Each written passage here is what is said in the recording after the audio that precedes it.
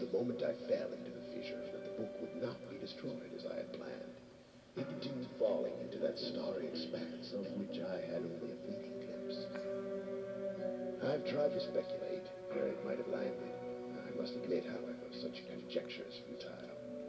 Still, questions about whose hands might one day hold my Myst book are unsettling to me.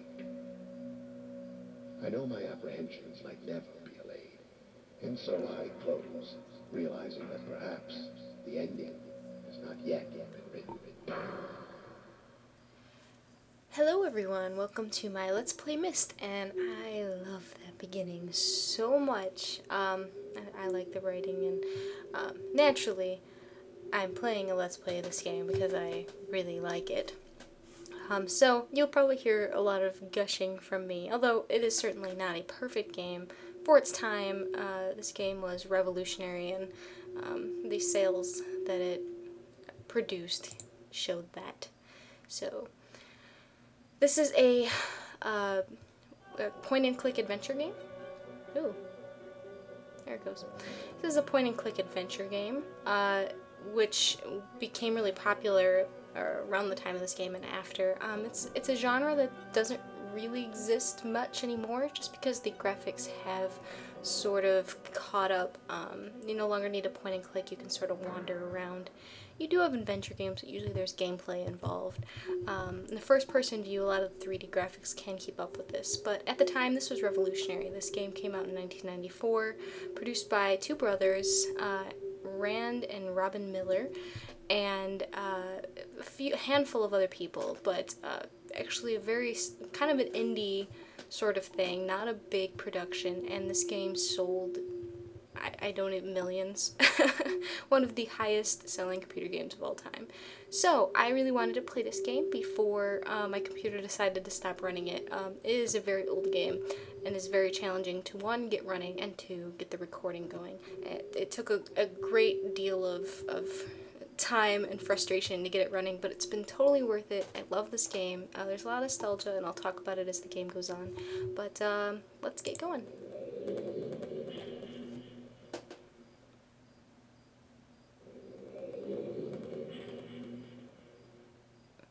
So here we are at the famous starting dock. You touch that panel of the book that was falling through the star fissure, as the narrator called it, and we end up here. Now, as you see, there's a cursor on the screen pointing. You can go various ways and look around. Now, these graphics are pre-rendered 3D images. For the time period, you really couldn't do anything substantially, 3D, 1990. My apologies, I think it's 1994 this game came out. So the way you could get that immersion was by rendering still images, and that's what this game is. It gives the illusion that you're walking around in a 3D space when it's just images. And this game, I think, was originally released on 3 floppy disks and later on a CD-ROM. It takes up very little space in today's standards, and computers back then, couldn't run much. Notice up here there are some birds flying.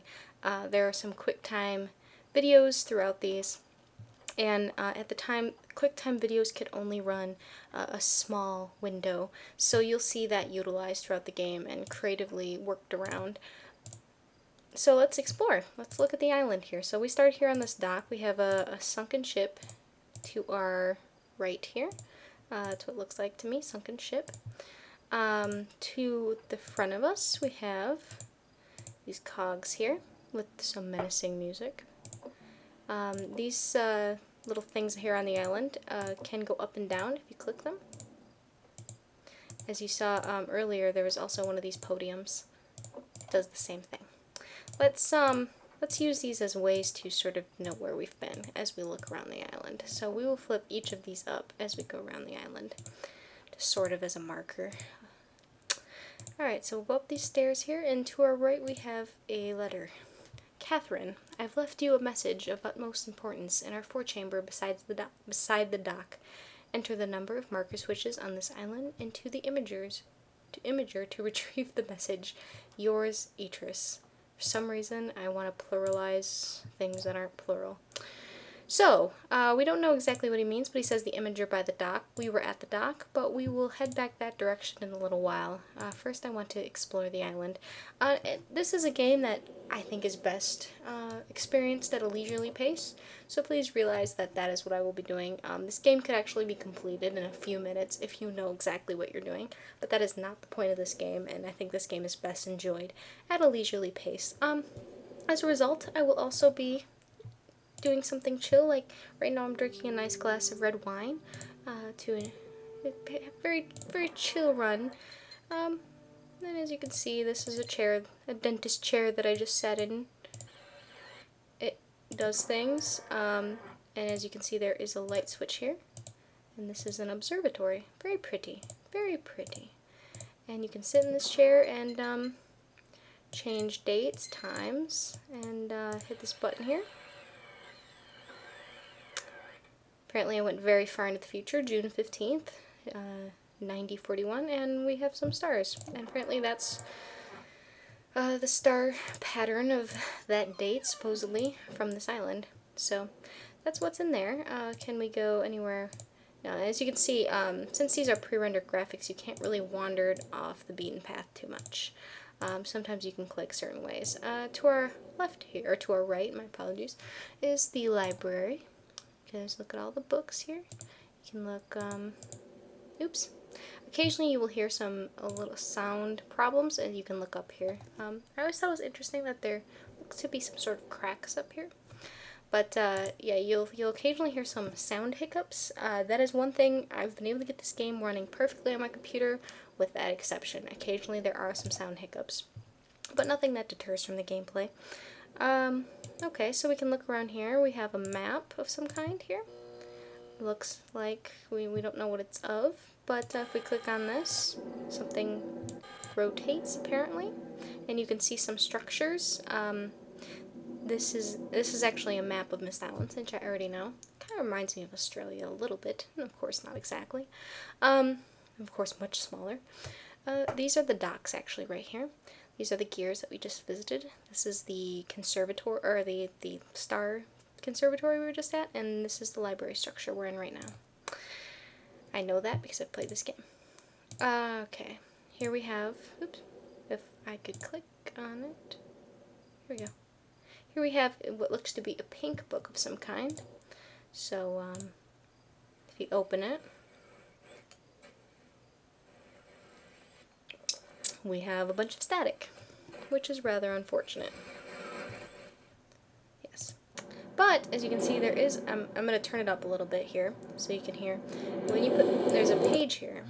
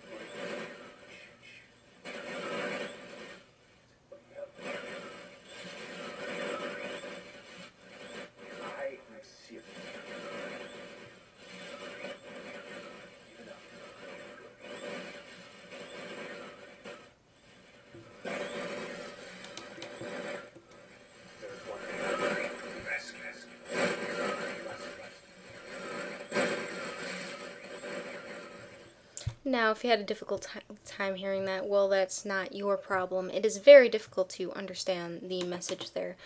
Some of the distinct phrases you can hear is something about bringing him red pages. His name is Cirrus. Very basic things, but a lot of it's staticky, difficult to hear purposely, broken up. But the main things you really need to take from that is he wants these red pages, which honestly they look pink to me, but you know, we're not going to split hairs. That page we put in made that so we could hear more of his message. Now, there's a thing here, there's a picture right there, there's some books up here, and if we look, oh look, that doesn't look so good. That doesn't look good either. And that's what, but if you look on the shelf, some of the books look like they're in better shape. Like, that's not one of them. Some of these books look bigger and more prominent, and look, there are words in them.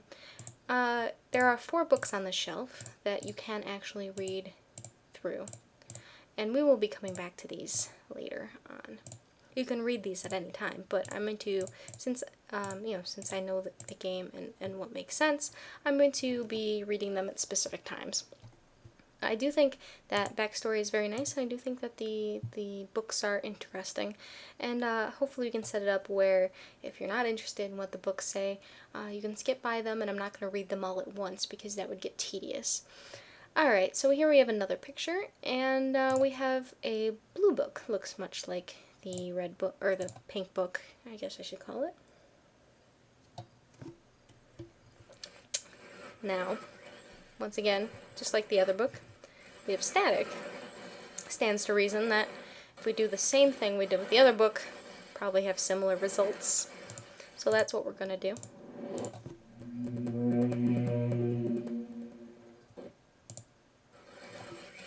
Serious? Ah.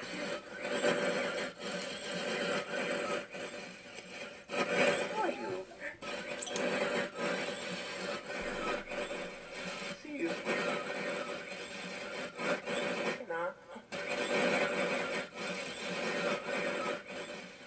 Help me. Bring me blue pages.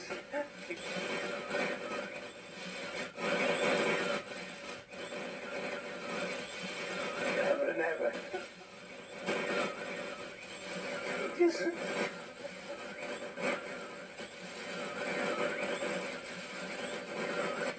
I must have the blue page.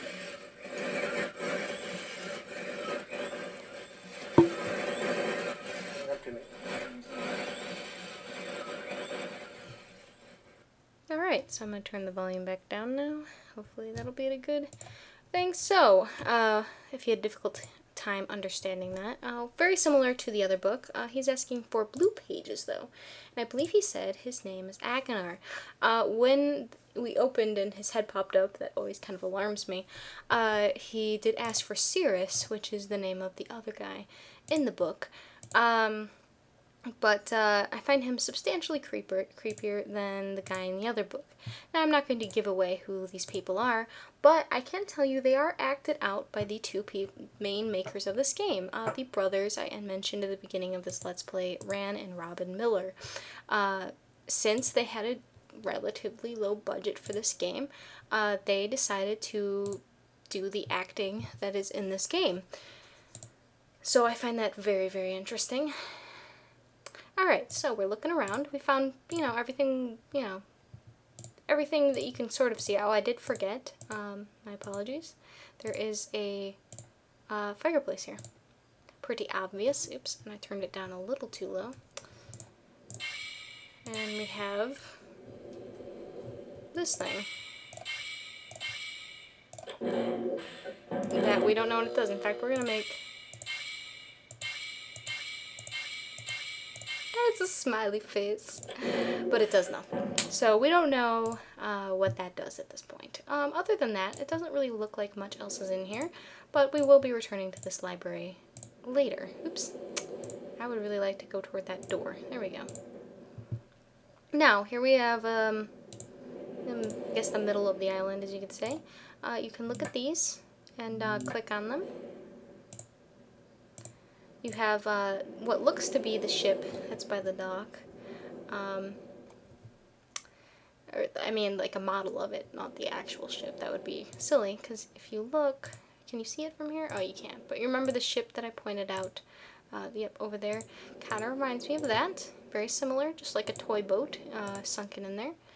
And once again, you can click on, there's various shapes and animals. Yep, there's an eye. And things like that, but we don't know what to do with any of that right now. Also, if you go this way, I was talking about a ship, but I meant like a boat ship. This is a rocket ship here. Oh, and we are doing the tradition of flipping up the marker. This is one instance where there are different pictures for flip up, flip down, and you can see the background of the ship. The flip up picture looks slightly different, and that is one thing that I just noticed. Occasionally you do notice things like that, but this game is quite polished, besides things like that. Alright, so we're looking around. We can go past this. Oh, and look, another one of these podiums. So we'll flip that up to denote where we've been. Oh, and here's another little birds. I think that detail is pretty cool. Look, hi butterflies, it's so pretty. So that was pretty neat effect to give the illusion that this is not, in fact, or these are not still photos. You can look back toward the library. As you can see, there's like a mountain of some kind back there. We haven't been there. We really didn't have the option to go over there at that point, but there is something back there. Also, you can go, it's hard to tell, but you can go behind that that building that we're over by, and you can do that. It does nothing, but you can do that. I mean, it does do something, but we don't know what it does currently. It can do something, but from what we can see, it does nothing. Now here's this building here. Oh, let's flip that up. And let's look down here.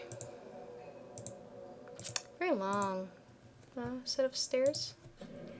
Take a sip of our nice wine. We have the nice effect right here. The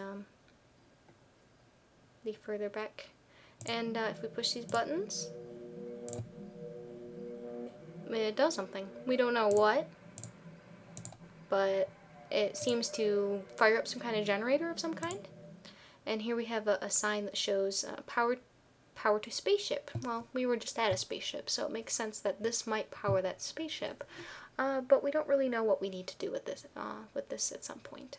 Or we don't know what we need to do right now. But that might be, this is something we're going to have to visit later as we figure things out.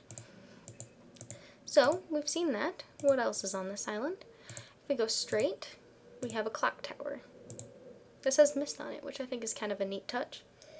Clearly the people in this game apparently speak English like us because it says Myst in our language. Or unless we're a different sort of, we can just read it as the player, but maybe we're just the same language as whoever inhabited this island. You can turn these. If you look at the time right now, it says 2:20.